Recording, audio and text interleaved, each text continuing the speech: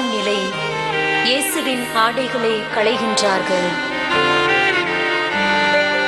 திவ்ய இயேசுவே, உம்மை ஆராதித்து வணங்கி உமக்கு நன்றியறிந்த தோத்திரம் பண்ணுகிறோம். ஏனெனில் அச்சிஷ்டர் பாரமான சிலுவையை சுமந்து உலகத்தை மீட்டு ரட்சித்தீர். அன்பான தெய்வம் உம் ஆடைகளை அவமானப்படுத்த களைந்தனரே, அமைதியாய் இதையும் தாங்கிக் கொண்டீர். அற்ப மனிதர்கள் எமை மீட்க அகற்றுமே எம் பாவ ஆடைகளை.